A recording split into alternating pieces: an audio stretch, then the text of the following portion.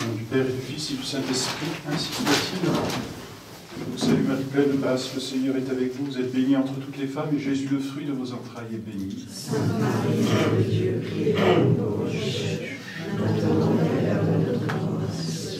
Notre-Dame de la Sagesse, Priez pour nous. Saint Jean. Priez pour nous. Alors vous avez à votre disposition, M. le Laurent a une belle carte de la Terre Sainte, un petit peu plus précise que celle que j'ai dessinée. Voilà, comme ça vous pouvez voir aussi les principales villes, et en plus il y a, vous verrez, une échelle en bas. C'est toujours intéressant de se rendre compte un peu des distances. C'est pas énorme, hein, vous verrez toutes ces distances. Et puis comme ça vous verrez particulièrement Jérusalem, le bord du Jourdain, et puis tout en haut la mer le lac la mer de Tibériade, avec Bethsaïde, qu'on voit je crois, et puis Capharnaüm de l'autre côté. Cet après-midi, pour commencer un petit épisode, en poursuivant l'évangile de Saint Jean, un épisode que j'aime beaucoup, qui est celui, donc au chapitre 8, je passe le chapitre 7, le pain de vie, je vous laisse y revenir régulièrement, tant il y a de profondeur.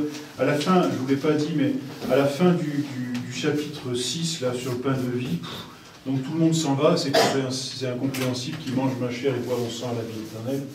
Et ça murmure chez les apôtres, là. Ils sont en train de discuter entre eux, tu te rends compte, tu as entendu ce qu'il a dit. Et Jésus est tout triste, il les voit, il les a choisis. Et donc il leur dit, et vous, ne voulez pas aussi vous en aller? Donc il sent bien qu'il y a quelque chose qui ne va pas chez les apôtres. Et heureusement, donc Simon-Pierre lui répondit, Seigneur, à qui irions-nous? Vous avez tout seul les paroles de la vie éternelle. Et nous avons cru et nous avons connu que vous êtes le Saint de Dieu. Et Jésus leur répondit, parce que c'est ça qui est intéressant. Donc vous voyez ici, Saint Pierre fait un acte de foi. Et cet acte de foi manifeste la disposition intérieure des apôtres. Ils suivront Jésus. Mais Jésus répond, n'est-ce pas moi qui vous ai choisi, vous les 12? Donc il leur manifeste bien que tous ces actes de foi sont des grâces qu'ils ont reçues et auxquelles ils sont fidèles. Et le cœur de Jésus s'assombrit aussitôt. Et l'un de vous est un démon. Et Saint Jean ajoute, et il parlait de Judas, fils de Simon Iscariote, car c'était lui qui devait le trahir, lui l'un des 12. Et là, Saint Jean donc manifeste encore plus, parce que c'est tout l'évangile de Saint Jean, c'est une lutte perpétuelle. Dès le début, il est venu chez les siens ne l'ont pas reçu, il est la lumière qui éclaire les ténèbres, n'est-ce pas? Donc il y a cette opposition permanente, et là elle s'accentue de plus en plus, on approche petit à petit de la passion. Je passe le chapitre 7, c'est la fête des tabernacles. Notre Seigneur donc est à Jérusalem, et j'en arrive au chapitre 8, on est à peu près, un peu après la fête des tabernacles, on est encore près de Jérusalem. Le chapitre 8 commence ainsi, Jésus s'en alla sur la montagne des Oliviers. C'était certainement l'endroit les apôtres le disent bien, qu'il choisissait pour aller se reposer la nuit. Le soir, quand la journée était terminée, qu'il avait fini son enseignement au temple, notre Seigneur descendait la vallée, descendait la montagne, passait la vallée, remontait de l'autre côté, à mi-hauteur, il y a le jardin des Oliviers, puis c'est là qu'il y passait la nuit. Et dès le point du jour, dit Saint Jean, il retourna dans le temple, et tout le peuple vint à lui, s'étant assis, les enseignait. Donc là, je vous laisse repenser au temple tel qu'on l'a vu avec les marchands du temple, il monte, et puis il est dans ses colonnades, certainement sous ses colonnades, en train d'enseigner. Il y a du monde, c'est grand, c'est gigantesque, même tout le monde peut venir l'entendre, il parle. Alors, c'est là que l'histoire est intéressante. Donc je vais prendre ici les versets 3 au verset 11, c'est l'épisode de la femme adultère, l'épisode du chapitre 8.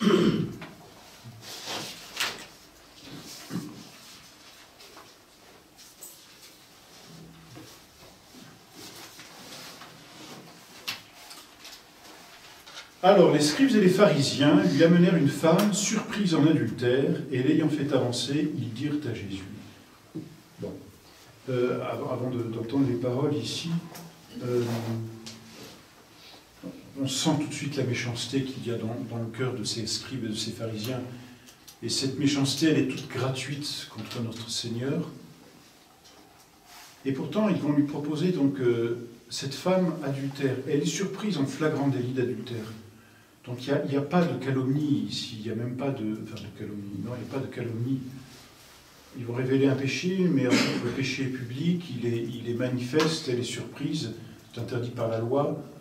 Donc il n'y a pas à s'interroger sur le péché de cette femme, et en même temps, ce que l'on doit garder à l'esprit, c'est qu'elle est profondément humiliée. Il l'amène à Jésus. Alors vous imaginez bien, Jésus est là en train d'enseigner, c'est pas juste les apôtres qu'il y a, je ne sais pas combien de personnes, enfin on est certainement quelques centaines de personnes qui sont ici en train d'écouter le maître, il parle. On ne sait pas ce que disait Jésus non plus, mais on peut très bien imaginer qu'il était en train, une fois de plus, de parler de la vie éternelle, de la lumière, de l'eau jaillissante, de la miséricorde de Dieu, comme il va le faire, et peut-être même de la miséricorde de Dieu, puisqu'il va en faire une application. Et puis alors, vous imaginez, ces gens sont sans gêne, hein, les scribes et les pharisiens. Ils ont trouvé une femme adultère, ils savent où est Jésus, parce qu'ils ont leur satellite un peu partout, donc, comment dire, ça fonctionne bien, ils savent tout.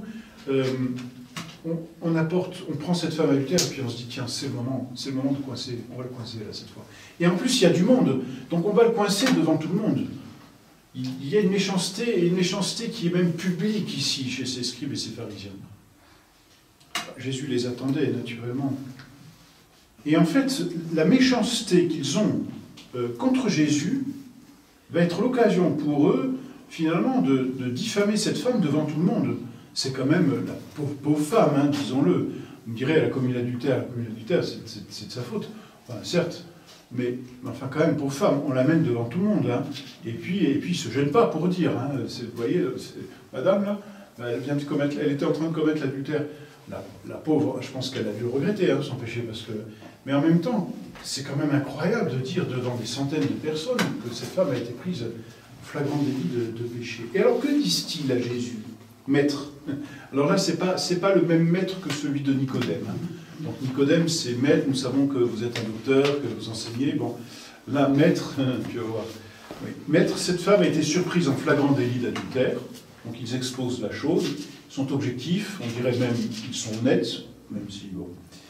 Or, Moïse, dans la loi, nous a ordonné de lapider de telles personnes. Et c'est vrai. Moïse, dans la loi, ordonne la lapidation de la femme adultère. Vous donc, que dites-vous? Et saint Jean ajoute, c'était pour l'éprouver qu'il l'interrogeait ainsi, afin de pouvoir l'accuser. Il y a dans cette parole ici des scribes, des pharisiens, ce qu'on appelle un dilemme. Un dilemme, qu'est-ce que c'est? C'est quand on propose un problème, que ce problème n'a que deux solutions, et que les deux solutions arrivent à la même conclusion. Alors on est mal, hein? Donc c'est ça un dilemme. Le dilemme, c'est ici, il y a deux solutions, ou il absout la femme adultère, ou il la condamne. Voilà, il n'y a que deux solutions. Hein? Ou il l'absout, ou il la condamne. S'il absout la femme adultère, il va contre la loi de Moïse. Or, la loi de Moïse vient de Dieu, donc il n'est pas Dieu. C'est clair? Alors, s'il n'absout ça pas, il la condamne. Et s'il condamne la femme adultère, alors ça va contre toute la miséricorde et la bonté qu'il a manifestée, donc c'est un menteur, donc il n'est pas Dieu. Donc c'est simple, hein? Il absout, il condamne, dans tous les cas, il n'est pas Dieu, et c'est ce que vont dire les pharisiens, alors vous êtes en train de suivre un faux maître. On a dit maître, en réalité, ce n'est pas un maître, vous voyez. C'est ça, le dilemme, et c'est terrible, vous voyez, parce qu'on se dit, oh là, qu'est-ce que je vais répondre, comment je vais m'en sortir? Notre Seigneur est Dieu, il les voit venir, et c'est toujours pour la gloire de Dieu que notre Seigneur permet ces choses-là. Vous voyez, c'est ça que ça veut dire, quand saint Jean dit, c'était pour l'éprouver qu'il l'interrogeait ainsi. Saint Jean dit c'était pour l'éprouver qu'il l'interrogeait ainsi. Je pense que les apôtres ont dû être éprouvés. Ils se sont dit mince, comment il va s'en sortir cette fois? Et nous, et là, c'est parce que les apôtres ont dû se dire aussi, vous voyez, je pense que ça nous arrive à tous d'avoir de temps en temps, je dis pas des doutes, mais enfin des tentations contre la foi. Et là, les apôtres ont peut-être eu une tentation contre la foi. On se dit, flûte, c'est vrai là, est-ce qu'on a suivi la bonne personne, quoi? Est-ce que c'est vraiment le maître? Est-ce que c'est lui? Et parfois, on est comme ça hein, dans notre vie. Qu'est-ce que vous voulez?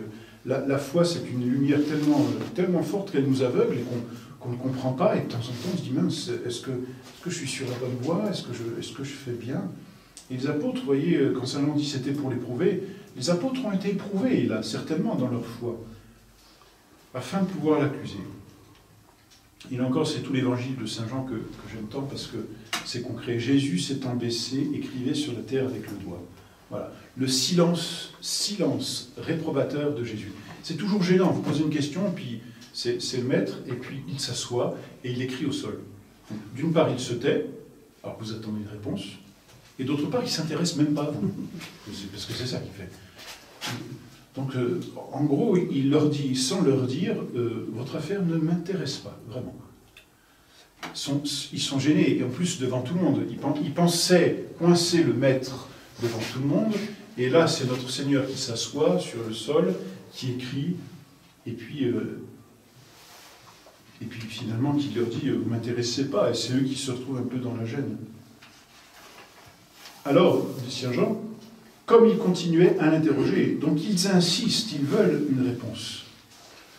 Les pères de l'Église disons, la tradition rapporte que notre Seigneur s'assoit, c'est la seule fois où on voit notre Seigneur écrire dans l'Évangile. On sait qu'il savait écrire, il est Dieu, il savait écrire, mais c'est la seule fois de l'Évangile où on voit Jésus-Christ écrire. On ne voit nulle part ailleurs écrire. D'habitude, il enseigne, il parle, c'est un maître, n'est-ce pas? Il donne son enseignement, et le véritable enseignement est par oral et non pas par écrit. C'est pourquoi même la tradition a, je ne vais pas vous dire plus d'importance que l'écriture, mais elle a une même importance que l'écriture, parce que l'enseignement oral, c'est l'enseignement du maître. Voyez. Et ici, notre Seigneur s'assoit et écrit. Qu'écrivait-il? Certains commentateurs disent qu'il écrivait les péchés de ses scribes, de ses pharisiens. On peut bien le penser aussi, parce que vu la façon dont ils vont partir, s'ils ont jeté un coup d'œil sur ce qu'ils écrivaient et qu'ils ont dit, ça c'est moi. Je me souviens d'une fois, j'étais dans une école et puis les garçons venaient se confesser et il y avait deux frères qui avaient le même sac à dos, le même cartable, et et donc ils avaient préparé tous les deux leur confession et ils l'avaient mise au même endroit dans le cartable, quoi, dans la petite poche là. Et alors, l'un des gamins vient, se confesse sous son papier, commence à lire, il dit « Ouh, c'est pas moi, ça !» Il est reparti à toute vitesse. Voilà, c'était mignon, mais on se reconnaît. On se reconnaît dans une confession. Et donc, vous imaginez, et puis alors, notre Seigneur, ça n'a pas dû simplement être « j'ai été gourmand », peut-être y avait-il quelques détails, voilà, ça c'est moi, ouais, effectivement, quand ils ont lu. Enfin, notre Seigneur a dû les mettre dans la gêne. Ils sont dans la gêne puisqu'ils insistent. Alors tu réponds, tu réponds. Et Jésus ne va pas tomber dans le piège. Comme il continuait à l'interroger, il se releva et il leur dit, vous connaissez bien la réponse, mais que celui de vous qui est sans péché lui jette la première pierre. Que celui de vous qui est sans péché lui jette la première pierre. Et peut-être, effectivement, il y en a un qui par orgueil a dû se dire, moi la loi je la respecte.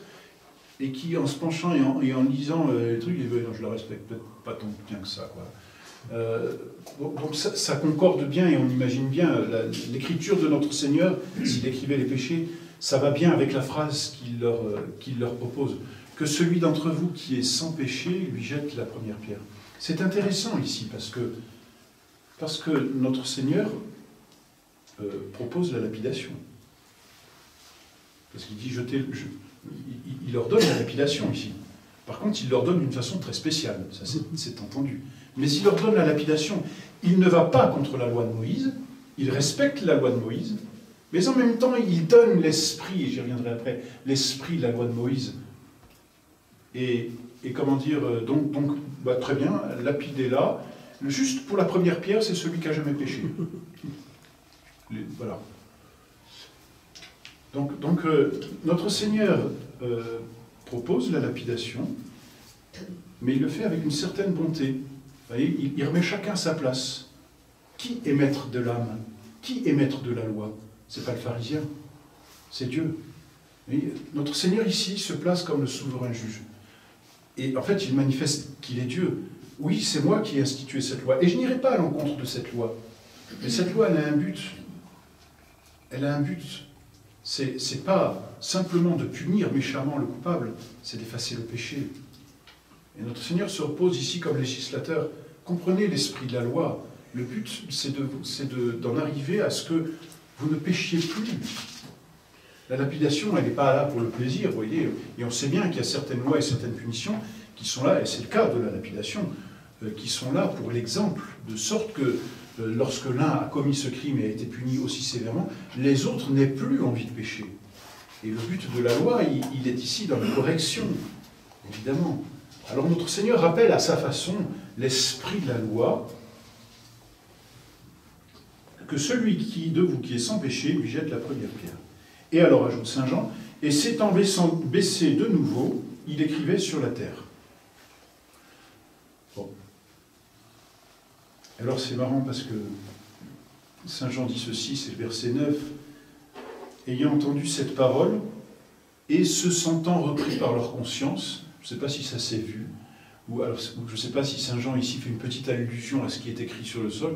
Vous imaginez si les apôtres, parce que à la limite c'est pas injuste, d'abord Jésus c'est Dieu donc il fait ce qu'il veut, hein, mais s'il écrit leurs péchés sur le sol, ce n'est pas injuste. Ceux qui vont lire les péchés de ces pharisiens, tout comme les péchés des pharisiens ont montré cette femme devant tout le monde. Hein. Donc j'ai envie de dire, en plus ça vient du bon Dieu, juste retour de manivelle. Hein. À la limite, ils ont voulu l'humilier, le bon Dieu humilie à sa façon, puis les apôtres ont dû regarder ce qu'il écrivait, tiens c'est intéressant, hein. C'est qui c'est bon.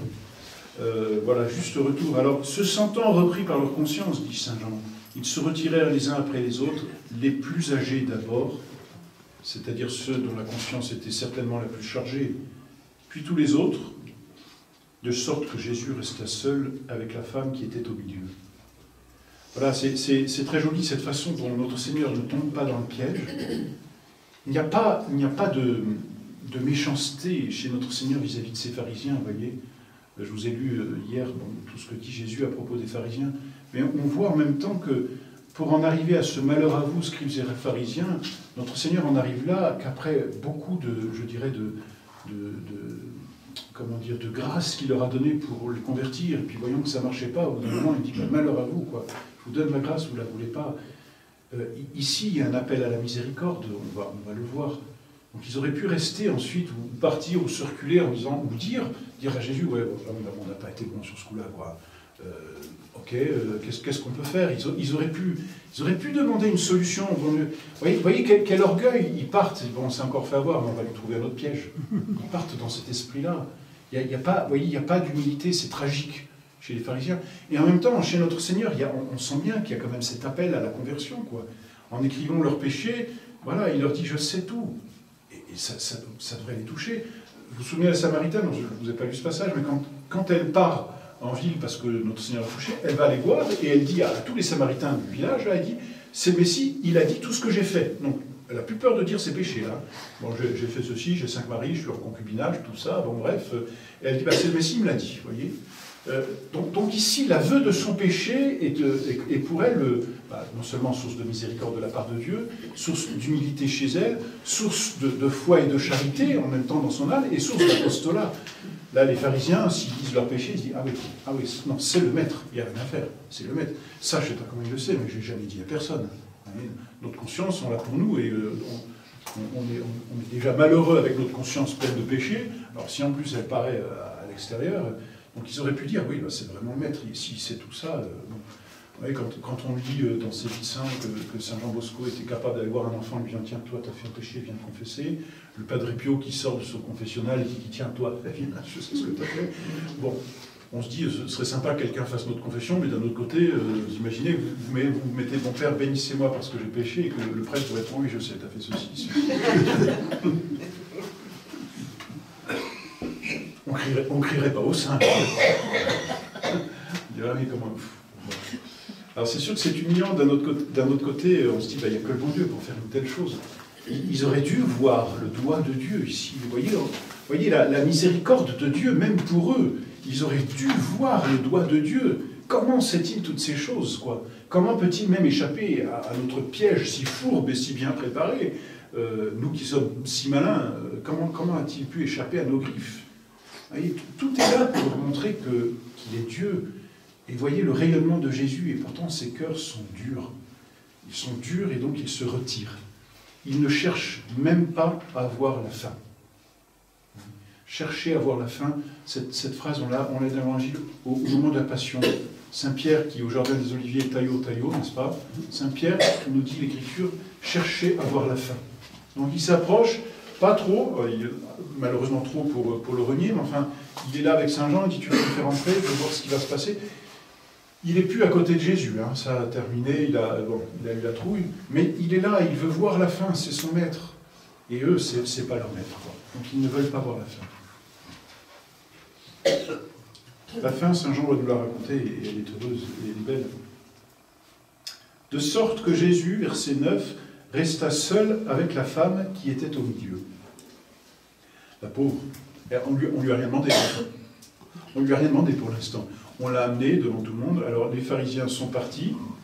Alors il reste certainement les fidèles qui étaient là en train d'écouter. Hein. Il en reste une petite centaine. Il y a les 12 apôtres qui sont là à côté de Jésus et puis qui sont en train d'attendre. On dit qu'est-ce qui va se passer maintenant? Et puis la pauvre, vu comme il a rembarré les scribes et les pharisiens, voyez, moi qui ai péché, et je le sais, et tout le monde le sait, qu'est-ce que je vais prendre, hein? Qu'est-ce que je vais prendre? J'ai commis l'adultère.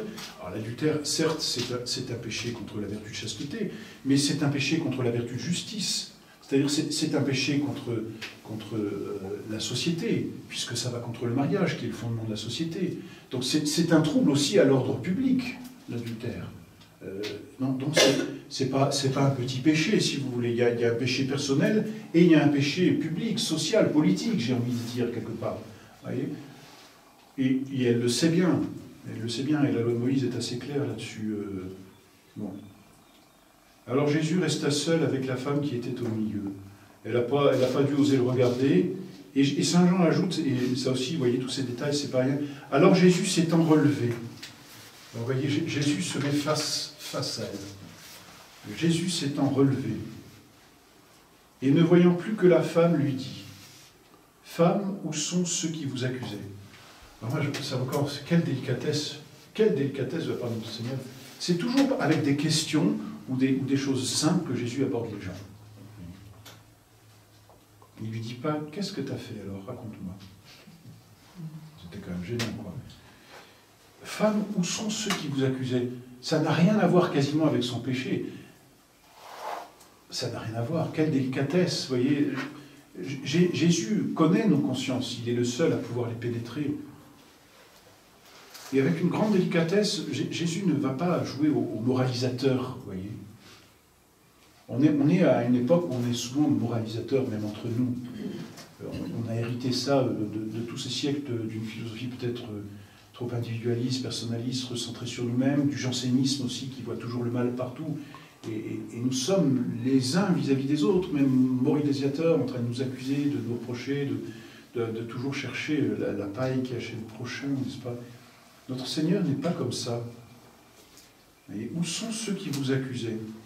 Ce que j'aime, c'est bon, la pauvre, hein, je ne sais pas si elle a osé regarder Jésus droit dans les yeux, elle a dû se retourner comme ça, elle a bien entendu hein, qu'il y avait un mouvement derrière qui partait les uns après les autres, donc elle a dû se retourner, faire l'ignorante, enfin, elle est tellement tremblante qu'elle répond n'importe quoi. Donc la question c'est, où sont ceux qui vous accusaient? Elle dit personne, Seigneur. C'est pas une réponse. Et Jésus aurait pu lui dire, c'est pas la question, quoi. Où sont ceux qui vous accusaient? Personne. Personne, Seigneur. Mais Jésus voit bien l'angoisse de cette âme, et c'est l'angoisse de toute âme qui doit avouer sa faute. Jésus voit bien l'angoisse de cette âme, donc il ne va pas lui faire le reproche d'une réponse, c'est nul, quoi. Il aurait pu le dire dans la ténèbre, c'est pas ça que j'attendais, quoi. Non, non. Jésus voit cette âme, elle a eu le temps d'avoir du remords. Elle a largement eu le temps. Il y a du monde, on a dit tout haut ce qu'elle avait fait. En plus, non seulement on la met devant tout le monde, mais en plus on l'écarte parce que ce qui intéresse les scribes et les pharisiens, c'est de coincer le maître. Donc elle est au centre et on ne s'intéresse pas à elle. Enfin, bon, c'est une situation complètement, disons, abracadabrante, quoi. Et notre Seigneur, dans sa grande bonté, donc, ne tient pas compte de cette réponse totalement bizarre, mais elle dit personne Seigneur. C'est-à-dire qu'elle reconnaît, alors que les scribes et les pharisiens ne l'ont pas fait, elle reconnaît qu'elle a devant elle son Seigneur. Et elle s'incline dans son âme. Il y a dans cette réponse tout de même un acte d'humilité. Il y a un acte d'humilité. Elle l'appelle Seigneur. C'est-à-dire qu'elle le reconnaît comme maître. Elle se sait dépendante de lui. Elle est dépendante de lui, c'est évident. Mais elle se sait dans un lien de dépendance, de serviteur à maître. Et elle le dit. Et Jésus lui répond, c'est très émouvant, je trouve, hein, moi non plus, je ne vous condamne pas. Et il ajoute, allez, va et ne pêche plus. Moi non plus, je ne te condamne pas, va et ne pêche plus. Les apôtres ont dû être estomaqués. Dieu seul a le pouvoir de pardonner les péchés. Là c'est une affirmation de sa divinité. Jésus affirme sa divinité. Moi non plus, je ne te condamne pas. Va, et désormais ne pêche plus. Je pense qu'elle a été guérie. Je pense que elle a pu l'envie de j'imagine qu'elle a, pour le coup, elle a dû raconter son adultère ensuite à la famille. Tu sais ce qui m'est arrivé. Enfin, c'est pas glorieux, hein. Mais c'est pas tellement l'adultère qu'elle a voulu raconter. C'est que j'ai été pardonné. J'aurais dû être lapidé. D'ailleurs, il a ordonné la lapidation. Personne ne m'a lapidé. Et Jésus est au-dessus de la lapidation parce que c'est lui, le législateur. Donc il est au-dessus de la loi. Il fait de la loi ce qu'il veut.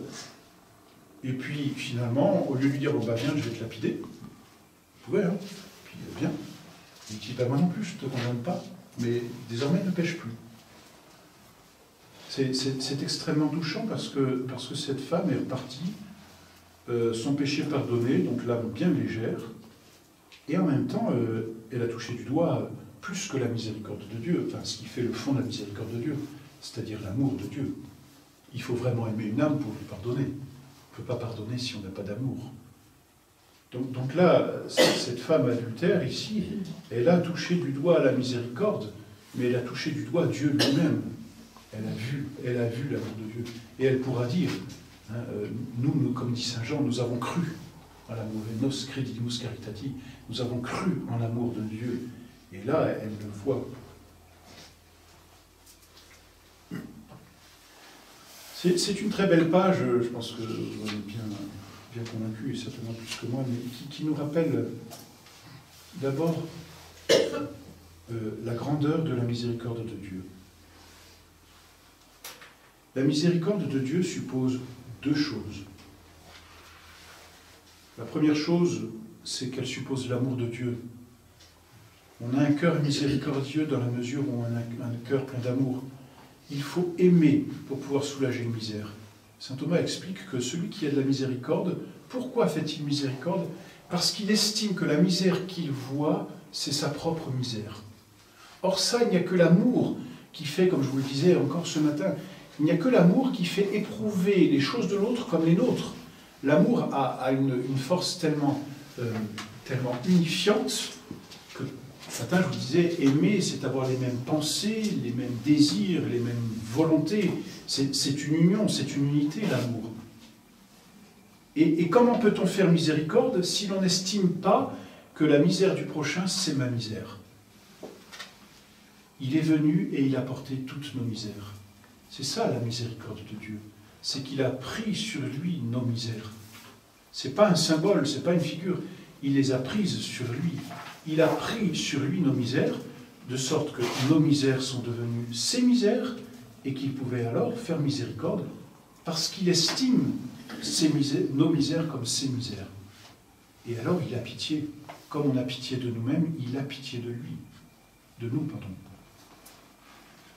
Donc, vous voyez, la miséricorde suppose l'amour de Dieu. Cet amour, pour nous, nous avons cette grâce depuis quelques siècles de le voir, je dirais, concrétisé dans le Sacré-Cœur de notre Seigneur. Hein, le cœur, nous adorons le cœur de Jésus. L'organe même, nous devons l'adorer, cet organe, parce que c'est l'organe d'un Dieu. Il y a une union à la divinité. Mais en fait, la fête du Sacré-Cœur, ce n'est pas simplement l'adoration d'un organe, ce cœur qui est battu. C'est aussi l'adoration de l'amour de Dieu, puisque le cœur représente l'amour, c'est comme ça que nous disons, n'est-ce pas? Et donc, quand nous vénérons le Sacré-Cœur, nous vénérons l'amour de Dieu, et nous vénérons la miséricorde de Dieu, c'est inséparable. Et c'est une grâce pour nous, vous voyez, parmi les grâces de notre XXe siècle, il y a ces fêtes que d'autres n'ont pas connues, et que nous connaissons. La fête du Sacré-Cœur est une belle fête.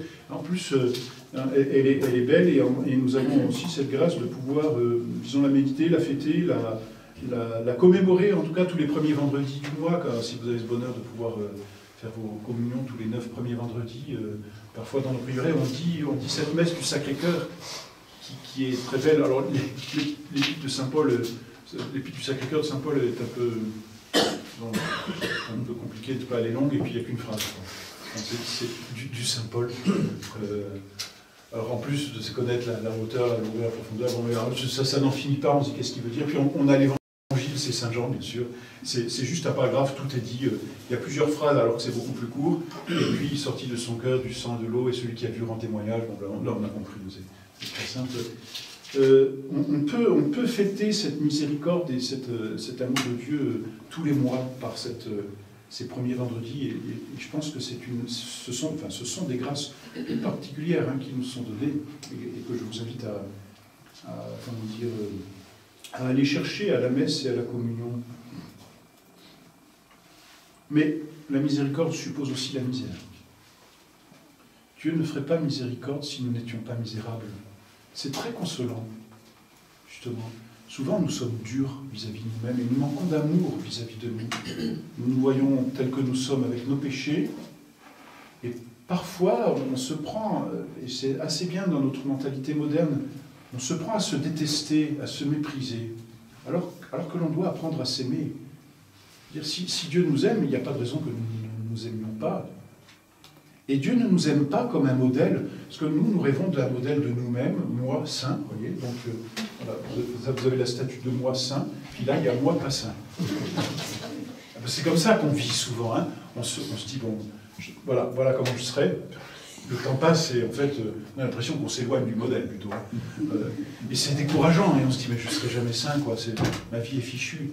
En fait, là, on est idéaliste, et on est le fruit de toutes ces philosophies modernes, de Descartes, de Kant. Ça, c'est la sainteté telle qu'il ne faut pas l'imaginer ni la vivre. Jésus, quand il nous aime, c'est moi pécheur qu'il aime.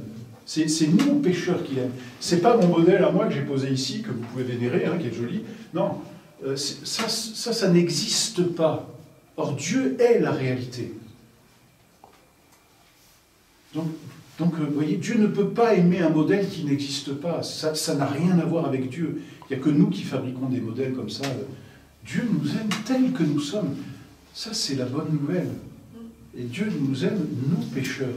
Et on doit dire, moi, pécheur, Dieu m'aime. Ça ne veut pas dire, bon, je peux y aller, je pêche. Vous voyez, pas du tout. Et on n'est pas protestant de ce point de vue-là. Mais on est confiant. On est confiant que Jésus connaît nos misères. Mais justement, l'amour qu'il a pour nous, c'est un amour de miséricorde. C'est-à-dire, c'est l'amour de nos misères qu'il veut retirer. Autrement dit, nos chutes ne découragent pas Dieu. Elles nous découragent, mais elles ne découragent pas le bon Dieu. Je n'aurai pas le temps de vous en parler, ce sera la dernière instruction, on parlera un peu de la résurrection, naturellement, parce qu'il faut aller jusque-là. Moi, je reste subjugué vous savez, on l'a vu il n'y a pas longtemps, le premier dimanche après la résurrection. Nous, c'est le premier dimanche, donc 8 jours après Pâques, mais pour les apôtres, c'est le soir de la résurrection. Tac, Jésus apparaît au milieu d'eux. Prenons la deuxième apparition quand il y a Thomas, même. Jésus apparaît donc au milieu d'eux. La première parole qu'il dit, c'est « la paix soit avec vous ». Quand même incroyable. Incroyable. Ils sont tous barrés. Je veux dire, au jardin des Oliviers, ça part dans tous les sens. Il n'y en a plus un seul. Saint-Pierre, Saint-Jean reviennent pendant la Passion, on s'approche, puis Saint-Pierre le renie, ciao, quoi. Je ne le connais pas. Et il jura, je ne connais pas cet homme. Saint-Pierre méprise notre Seigneur de ce point de vue-là. Et il s'en va, avec faiblesse, on est d'accord. Enfin, c'est un péché grave, n'est-ce pas? Saint-Jean est là au pied de la croix. Vous direz, Saint-Jean est là au pied de la croix. Jésus, qu'est-ce qu'il fait? Il lui donne sa mère. Il arrive au Cénacle, il dit, alors il lui dit, Saint-Jean, je ne t'avais pas confié ma mère? Tu n'étais pas avec elle, là? Ouais. Il aurait pu dire à Saint-Pierre, Saint-Pierre, tu m'as renié, tu es encore là? Et à tous ces apôtres, vous voyez, il avait des griefs contre eux après sa passion. Saint-Jean n'est pas avec la Sainte Vierge alors qu'il devait la protéger. Saint-Pierre l'a renié et Jésus lui apparaît, et il me le dira, à tous, il leur dit, la paix soit avec vous. Vous voyez, toute l'œuvre de notre Seigneur, au-delà de sa passion et par sa passion, c'est une œuvre pacifiante. C'est une œuvre de miséricorde.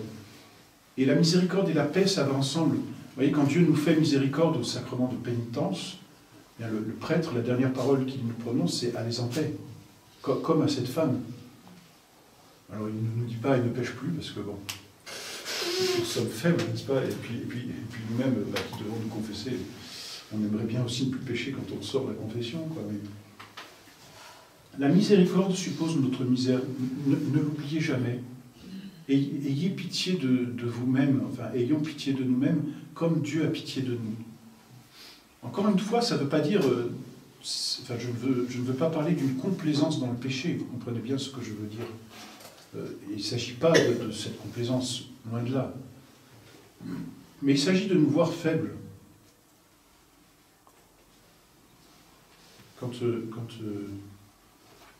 Je sais pas, j'imagine ici, alors peut-être pas à Avignon, je ne sais pas s'il y a parfois des messes le dimanche ici, ou j'imagine un jour où il pleut, vous savez comment ça passe, c'est dimanche, on fait le parvis, on est content de se retrouver entre catholiques, entre fidèles, entre bons amis, disons-le, parce qu'on peut tout dire entre nous, quand on est au travail, on fait attention à ce qu'on dit, enfin bon bref, ici on sait bien qu'on peut y aller, on est entre nous à cœur ouvert, c'est agréable. Alors on discute, ça prend du temps le dimanche après la messe, enfin, vous le savez bien, et que font les enfants? C'est toujours long, ils vont jouer. Et quand il pleut, où est-ce qu'ils vont jouer? Dans la flaque d'eau. C'est tellement amusant, et une flaque d'eau quand il pleut, c'est pas propre, quoi. Donc ils en mettent partout, c'est dimanche, la chemise blanche, le blazer, les chaussures cirées la veille, enfin vous imaginez. Et puis quand il faut aller en voiture ou qu'il faut revenir, le gamin il revient, il est prêt à sauter dans les bras de ses parents. Là, maman dit, attends, on va d'abord se changer, mais l'enfant il est prêt à sauter, il ne regarde pas sa saleté. Ce qu'il voit, c'est que sa maman l'aime et lui il aime sa maman. Ça lui suffit, ça lui suffit. Alors sa maman est obligée de lui dire, là t'es un peu sale, donc on va faire le nécessaire. Hein. Elle ne lui dit pas, je t'aime pas. Vous voyez, bien au contraire. Si elle pouvait, elle le prendrait. L'avantage avec le bon Dieu, c'est qu'on ne peut pas salir Dieu. Donc nous, on peut se jeter dans les bras du bon Dieu. On ne le salira jamais, bien au contraire. Ouais, si une maman avait le pouvoir de prendre son enfant et en même temps de le nettoyer au moment où elle le prend, je pense qu'il y a beaucoup de mamans qui porteraient leurs enfants facilement. Hein. Mais voilà, quand on se jette dans les bras du bon Dieu, on ne peut pas salir le bon Dieu. Et on n'a pas à se regarder nous-mêmes. Ça encore, c'est le fruit de ces philosophies modernes d'introspection, d'introversion, de je suis, vous voyez, ce je suis donc je pense, mais qu'est-ce qu'on s'en fout de ce je, vous voyez c'est tout de suite ça. Et donc, parce que je pense, Dieu existe. C'est ça la philosophie cartésienne et toute la philosophie moderne qui se déploie ensuite. Je pense, donc Dieu existe. Vous voyez, je fais dépendre Dieu de moi. Mais en fait, non. Il faut arrêter de se regarder. Et même quand vous faites vos examens de conscience, faites-les en toute simplicité. Ne vous cassez pas la tête en faisant vos examens de conscience. J'ai envie de dire, faites-les rapidement. Dans le bréviaire, l'examen de conscience dure le temps d'un pater. D'un pater plus ou moins vite dit. Mais voilà, le temps d'un pater. Ne passez pas trop de temps à vous examiner, je veux dire par là, ne prenez pas de temps à vous recroqueviller sur vous-même. Si vous ne voyez rien, tant pis, jetez-vous dans les bras de Dieu. Et si vous voulez faire un bon examen de conscience, il y a une façon très simple, c'est que chaque jour, vous prenez une résolution concrète. Et le soir, vous vous examinez dessus. Vous examinez si elle était respectée à la lettre, et si, à l'esprit, vous avez réussi à la tenir. On trouve tout de suite un petit machin, là, on se dit, bon, il y a un manque de charité, là, effectivement, j'ai diffamé. Si c'était sur la gourmandise, bon, bah là, j'ai pris une cuillère de trop, enfin, vous voyez, voilà. Eh bien, mon Dieu, je vous demande pardon. Et on trouve ses faiblesses, et ensuite, on dit, bon Dieu, vous voyez, je suis encore faible, mais en fait, vous êtes mon médecin. Je suis venu pour ceux qui sont malades, pas pour ceux qui sont bien portants. Donc gardez dans cet épisode vraiment cet aspect de la miséricorde qui suppose notre misère. Et puis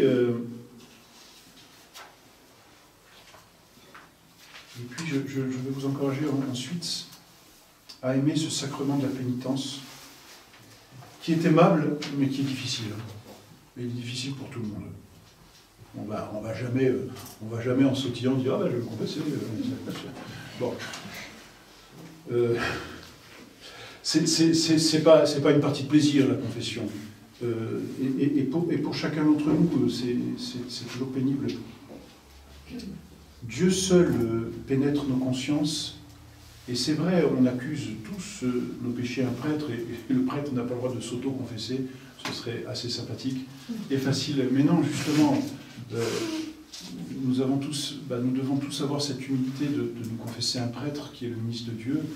Il y a quelque chose d'humiliant, mais le prêtre n'a accès à notre conscience qu'en tant qu'homme de Dieu, et pas plus.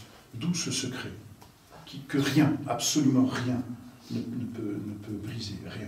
Ni les lois civiles, quoi qu'en ce moment, vous savez qu'on essaie petit à petit de le supprimer. Dans l'État de Washington, ils viennent de supprimer le secret de confession. Je crois que c'est déjà fait en Australie.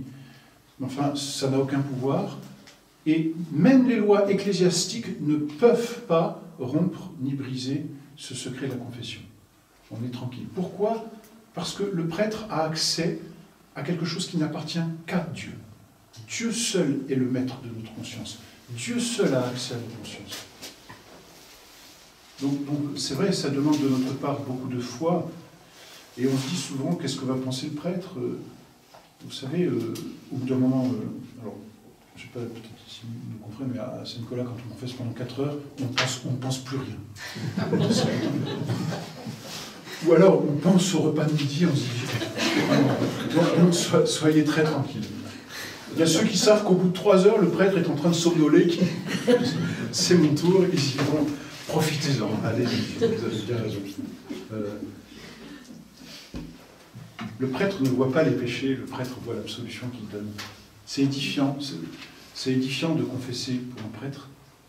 C'est édifiant de voir les âmes qui, dans toute la simplicité de leur cœur, s'accusent de leurs péchés. C'est vraiment édifiant, je vous assure. C'est édifiant d'humilité, puis c'est édifiant de voir comment le bon Dieu travaille dans une âme. Voilà, c'est ce que voit le prêtre. Et puis, vous savez, quand on se confesse, on a l'impression qu'on dit toujours la même chose. Alors, moi, c'est ce que je dis à certains, tant mieux, hein, parce que si chaque jour ça changeait, là, vous auriez de quoi vous inquiéter vraiment. Alors, aujourd'hui, qu'est-ce que je vais faire comme péché? Non, pitié. Bon. Alors, c'est sûr, derrière la routine de nos péchés, il y a une certaine lassitude. Mais d'un autre côté, on est ce qu'on est et on ne change pas. Qu'est-ce que on se corrige petit à petit. Et puis, on se dit, j'arrive pas à me corriger, j'arrive pas... Là encore... Notre Seigneur est patient, les chutes ne découragent pas, nos chutes ne découragent pas le bon Dieu. Dieu a préparé tous nos relèvements, toutes nos reprises. Il y a des résistances en nous, mais il y a aussi des faiblesses, qu'est-ce que vous voulez? Mais c'est ainsi que le bon Dieu nous aime. Au moment quand un enfant tombe malade, sa maman ne lui dit pas, bon, t'es plus mon enfant. Hein. C'est même à ce moment-là qu'elle lui prodigue le plus d'amour, pour le consoler, pour l'aider. Et puis il faut de l'amour, hein, pour une mère de famille...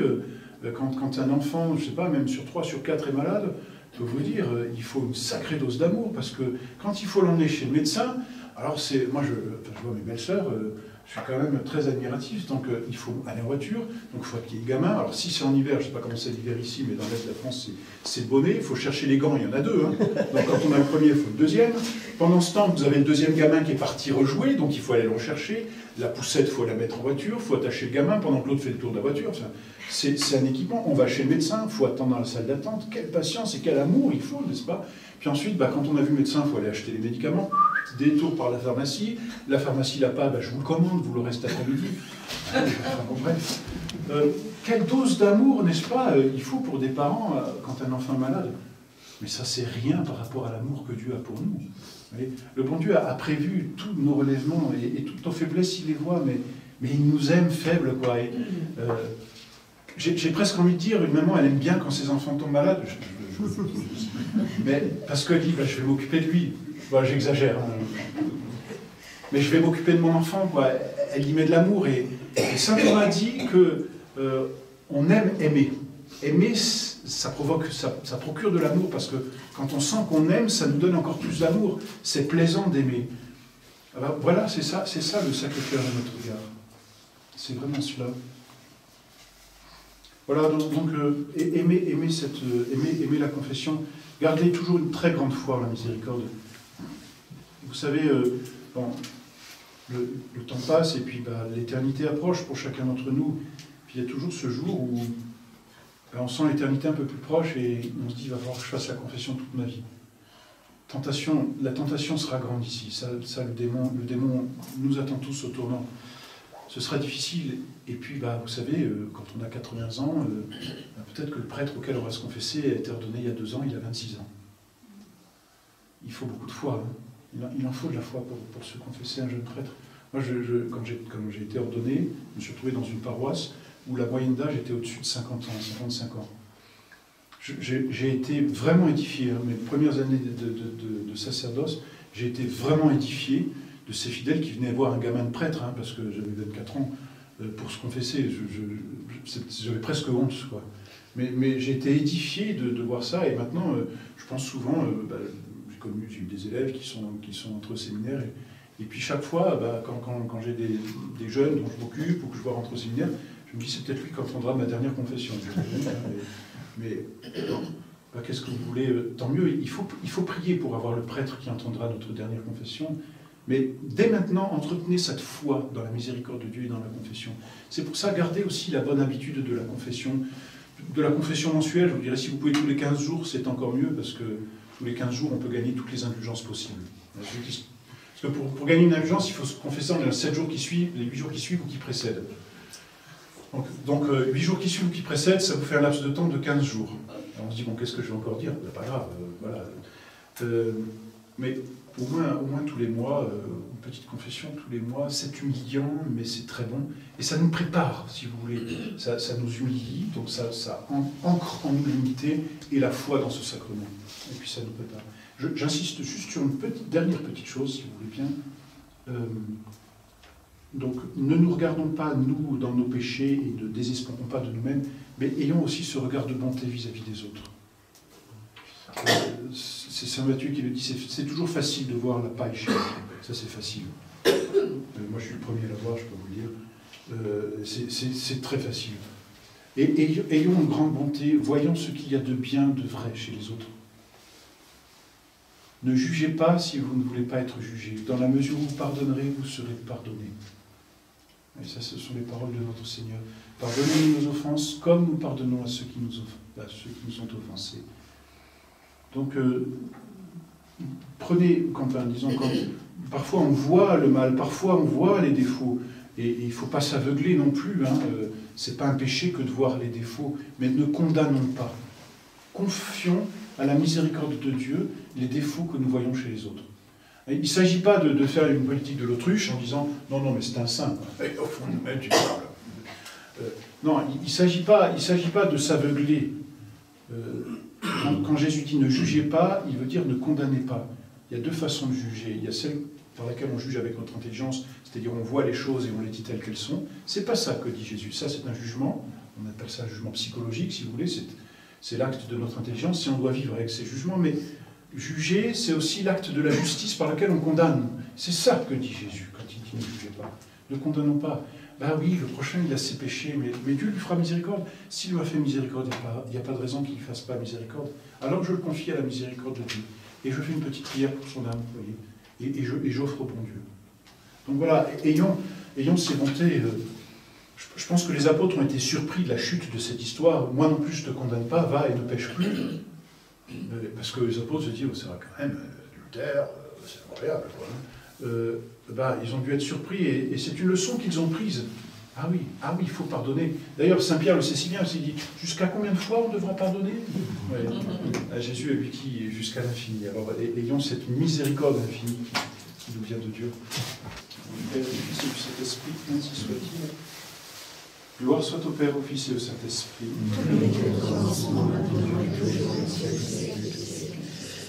Aux saints anges gardiens, du Père, du Fils et du Saint-Esprit, ainsi soit-il.